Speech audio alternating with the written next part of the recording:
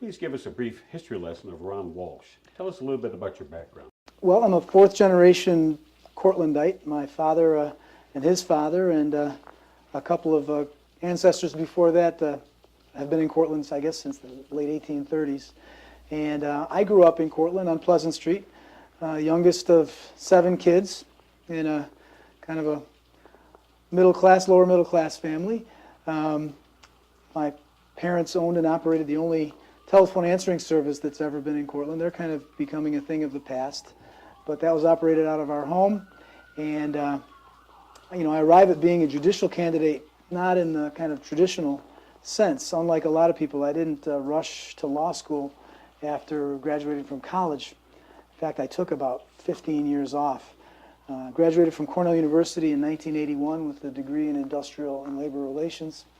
And after selling insurance for about a year, I joined my family business, the telephone answering service, which I purchased from my parents after a few years, and I operated it for 10 years. And along the way, I kind of got involved in politics.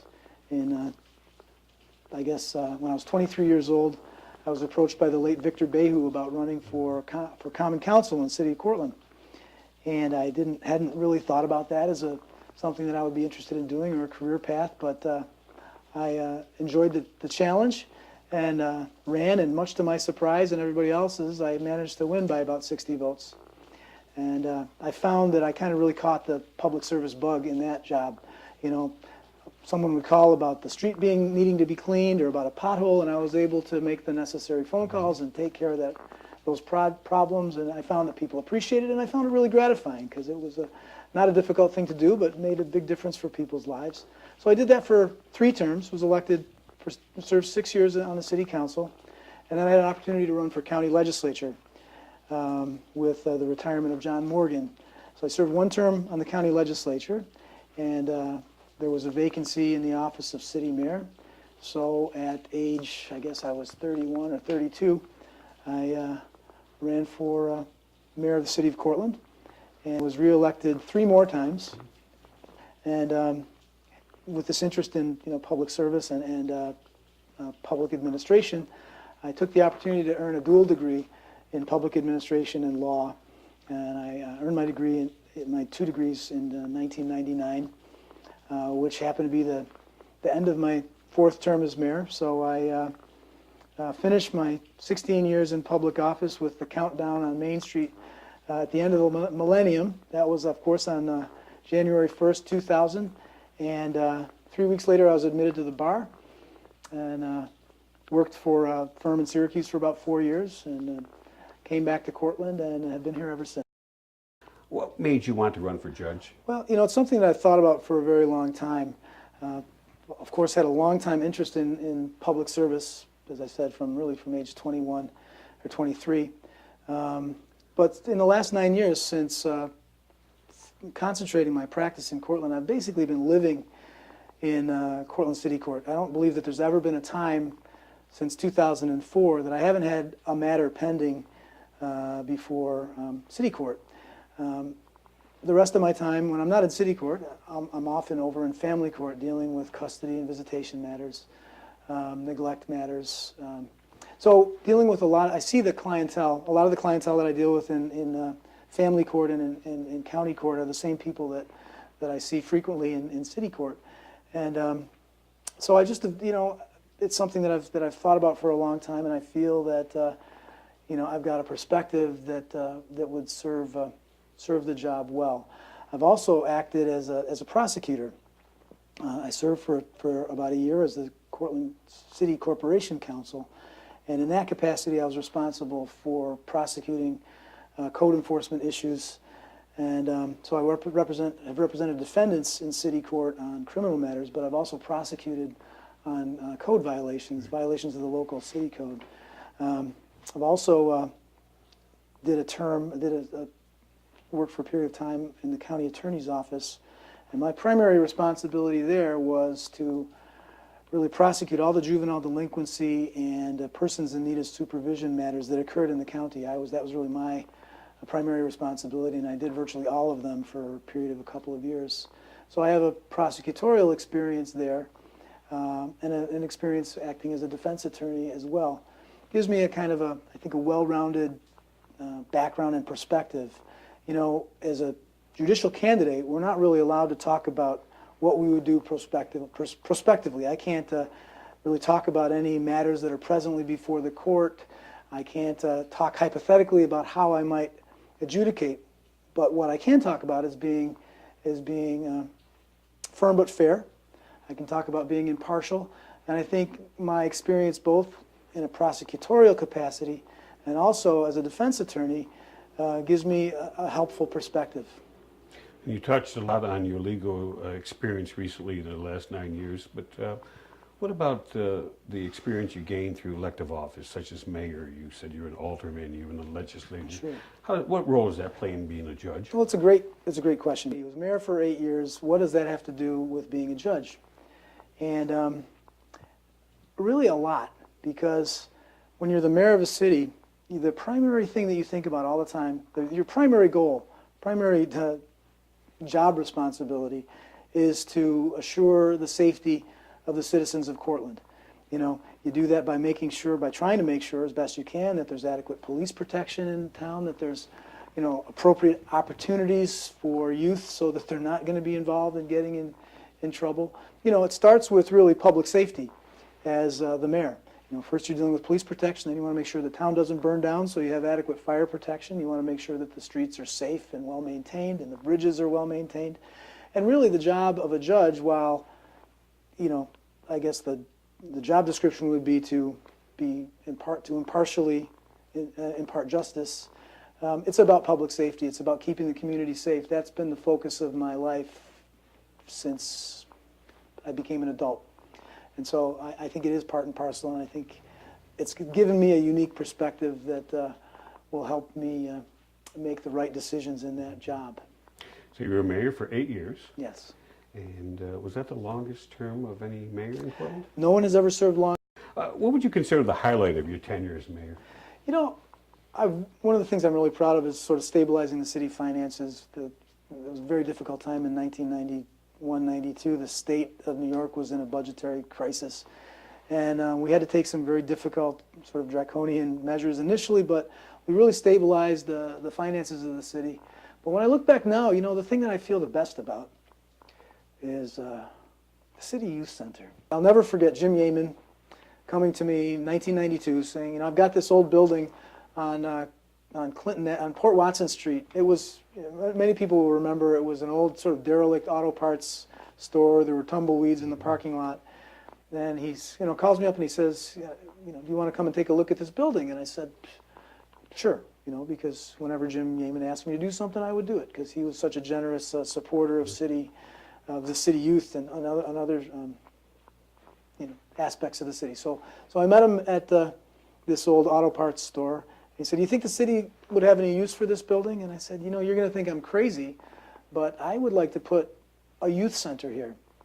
And I had this thought that if we built a youth center, that maybe we could, you know, get the support of downtown merchants, because we would add parking. We'd clean up the parking and add parking for downtown that would help our retail downtown. And I thought you know, times were tough. I thought with the youth center, besides there being an obvious need for it, people are willing to give privately for youth services and things like that. So I thought we might be able to raise some private capital to make this thing happen, because we really can't afford it in the tax base. And I had this idea that we'd have a bandstand and that we'd have you know, an opportunity for kids to showcase their musical talents, and maybe we'd have some computers. They weren't quite as prolific in 1992 as they are now, so kids could come down and access computers. And it would be also, I mean, we had a youth center before, but it was small, and it kept on being moved around. And I thought this would be an opportunity for kids to come in, and if they have, you know, have somebody to talk to, they could, you know, that's not school. Nothing wrong with school, but some kids just are alienated by school, and they need an alternative. So it really worked as I had hoped in every way. It's still being used today. I just checked, an average of 35 kids a day use that facility. You know, it's an opportunity for kids to talk to somebody. If they need to talk to somebody, they can be plugged into, you know, more direct counseling if they have got significant problems. They can just hang out and socialize with their friends. So I'm very, very proud of that. And when I think about, you know, what do I feel the best about, I'd have to say that. Tell us a little bit about your family. Been married for 25 years to the former Marie Lord. She is also, I think, helps me with my perspective a great deal. I think we help each other with that. She's the director of Catholic Charities of Cortland County, which is, I believe, the largest private human service agency in Cortland County. Her agency deals with a lot with the mentally ill population, supported housing. So she is very helpful in sort of helping me understand clientele, for example, who might have emotional, mental health issues. It's been very helpful she's given me some great perspective in how to deal with them, how to best to communicate and handle people who have, maybe some emotional issues or mental health issues. We have 2 children. Our oldest daughter, Emily, is a recent graduate of Hartwick College, and she's presently living in Cortland. Our youngest son, Colin, is about to graduate from Cortland High School, and he's looking forward to attending SUNY Cortland next year. So I'm very proud of both of them. Good. What do they think about you running for judge? Oh, they're behind it 100%. It was very difficult for my wife's, going to go straight to heaven because, when I was running for mayor, we had young kids, and it was a very demanding job. It would take as much time as you could possibly give it. And of course, the last 3 years that I was mayor, I was earning 2 degrees, the JD and the MA Public Administration degree at Syracuse. So she, held everything down and, made sure that, the bills were paid and everything, basically held down the fort while I was earning my degrees in Syracuse and also serving the citizens of Cortland as their mayor. Sounds like a great partnership. By your comments, I can feel how important your family is to you. What role can a city court judge have in helping the moms and dads in the Cortland community make a city a safer, more secure place to raise children? I can tell you that, from my perspective, safety is sort of job one for a judge. And I think, for me, having had a couple of children who, and having, of course, we've all been children ourselves, but being a father of a son and a daughter, I know that they make mistakes and they make errors, and I think that's a helpful perspective to have for a judge. Could you provide us with some insights by explaining the court services and then relate some of your knowledge and experience? City court deals primarily with petty crimes, misdemeanors, any crime really that originates in Cortland typically passes through city court, but the jurisdiction goes to misdemeanors and violations, and city code violations, and also landlord-tenant matters, and small claims. What exactly is drug treatment court, and what are your impressions? Well, I think drug treatment court is a really, really important, tool that we have in the judicial system in Cortland, in the city of Cortland, and in Cortland County. And it's particularly important from my perspective. And one of the things that's really alarmed me in the past few years is the impact that substance abuse and addiction is having on children and families and in the community in general in Cortland, particularly methamphetamine and crack cocaine and prescription drug abuse. I'm just seeing more and more of that, and I see it from every perspective of my practice, from dealing with parents in family court on custody matters, from representing children in neglect matters, representing parents in neglect matters, and of course representing defendants in the criminal justice in Cortland City Court.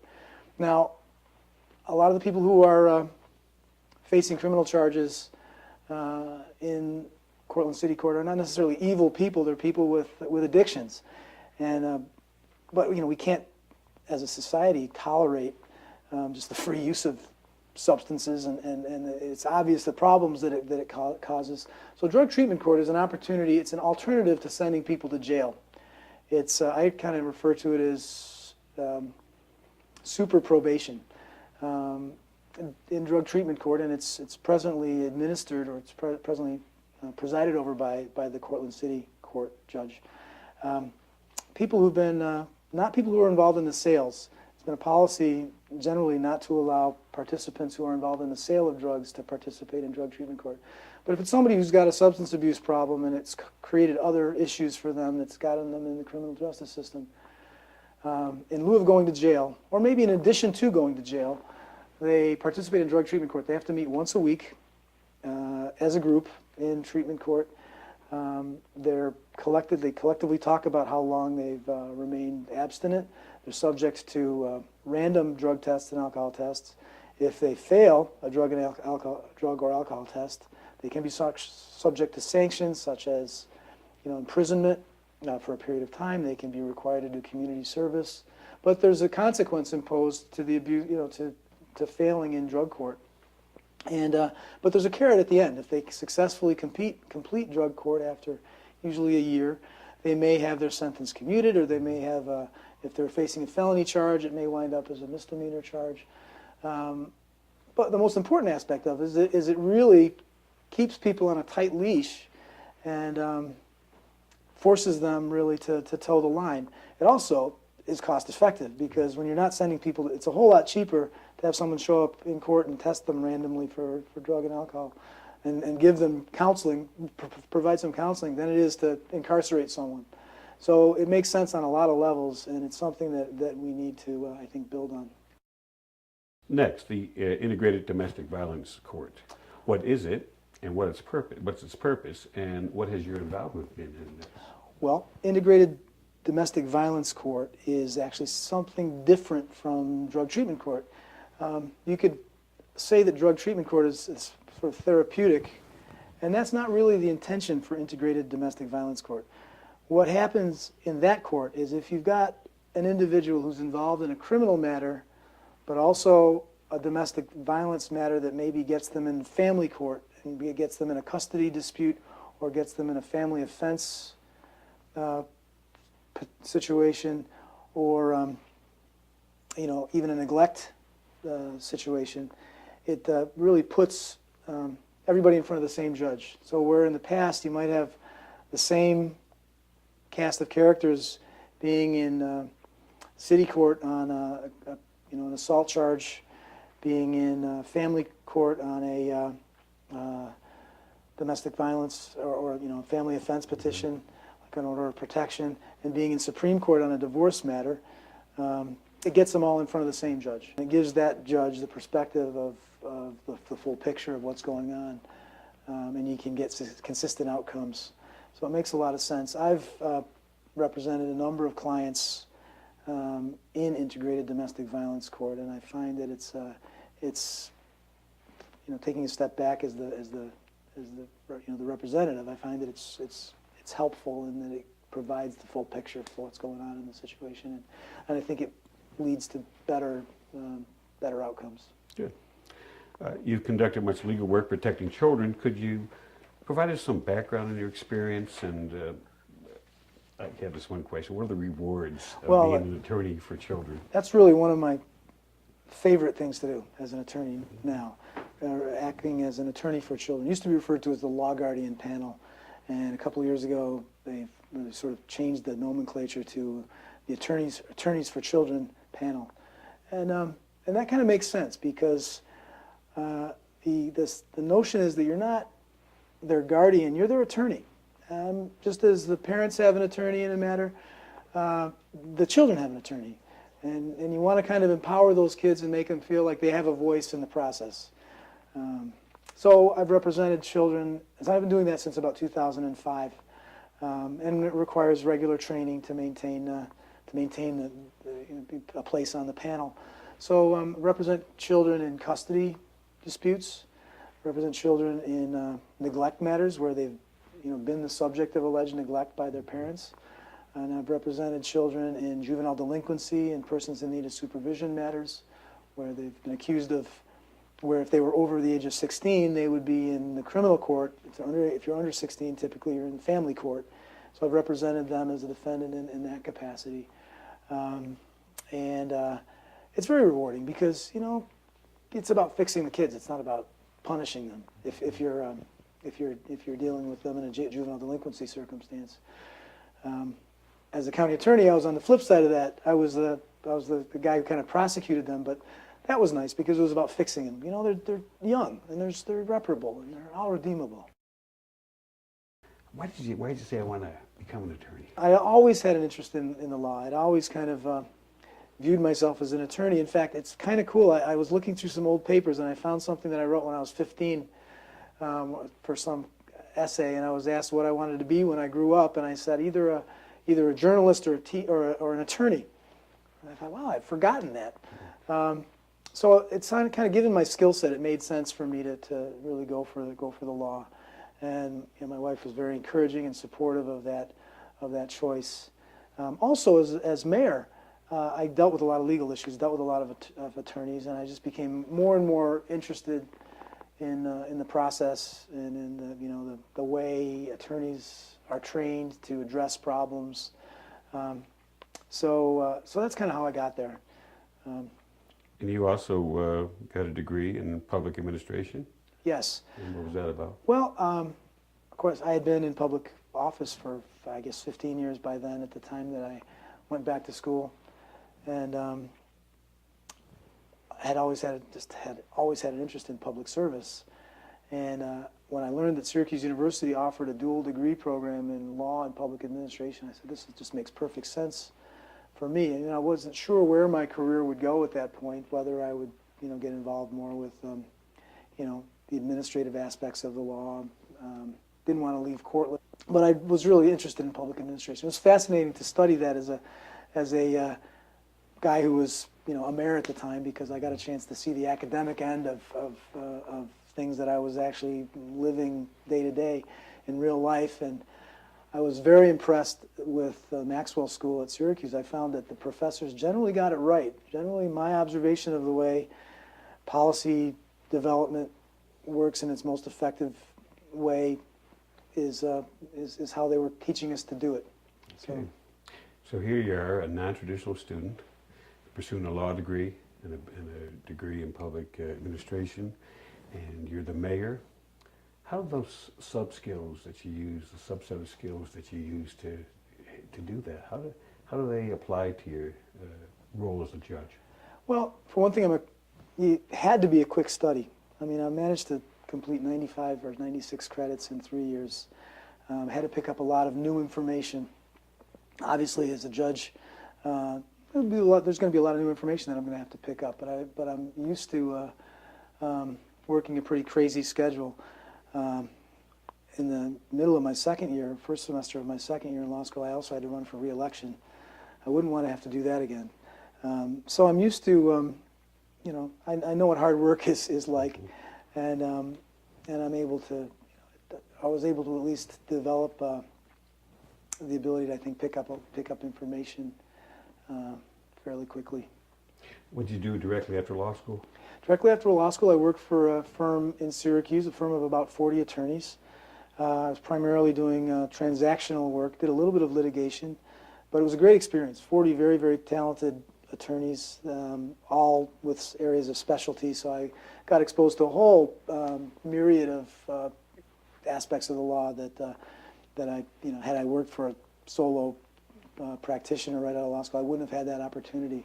My work there concentrated in municipal law. It made a lot of sense. I had just come from 16 years in municipal government. So I represented, I did a lot of work for the village of Manlius and some of the towns in Syracuse, and did that for about 4 years, and then I had an opportunity to relocate my practice to Cortland. So I formed a partnership with another local attorney, did that for 4 years, and then had an opportunity to go off on my own, and have been doing that since 2008. And really, since coming back to Cortland, my practice has concentrated and focused on criminal law and family law. I do a little bit of everything, estates and real estate, but primarily criminal. I would say that a good 65–70% of my practice is criminal and family. For the past 9 years or so, you have practiced law in the courtrooms of Cortland City, County, and family courts.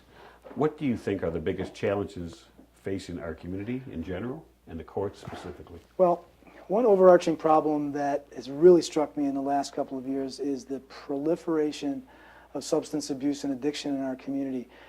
Methamphetamine use and manufacture, crack cocaine, and prescription drugs. And I see from the family court and from the city court the impact it has on the youth in our community, on families, and on the fabric of our community in general.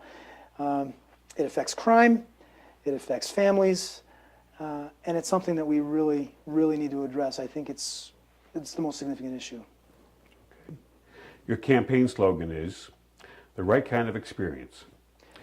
What is it about your background that gives you that right kind of experience? Well, I wouldn't trade the experience that I've had growing up in Cortland, the youngest of seven siblings, operating a local business in Cortland, and most particularly the last 9 years representing hundreds of individuals in Cortland City Court. I wouldn't trade that experience for having made 17 arguments before the United States Supreme Court.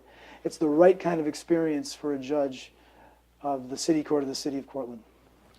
What kind of a judge would you be? Well, I think any judge worth his salt is going to endeavor to be firm but fair. What I think the voters of Cortland need to consider is what is the experience of the individual and how is that going to inform that person's judgment in making firm but fair determinations. I've got the right kind of experience to do that. As we conclude, please answer this question for the citizens of the City of Cortland. Why should I cast my precious vote for Cortland City Court Judge for Ron Walsh? Well, Bill, I've devoted the better part of my adult life toward community service and serving this community, serving Cortland.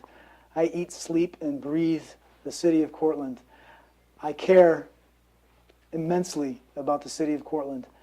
I've spent my better part of my adult life trying to keep the City of Cortland safe for 8 years as mayor, for 9 years in my own way in my private practice, and I'd like to continue that service as Cortland City Judge. That's why I'm the right choice with the right kind of experience.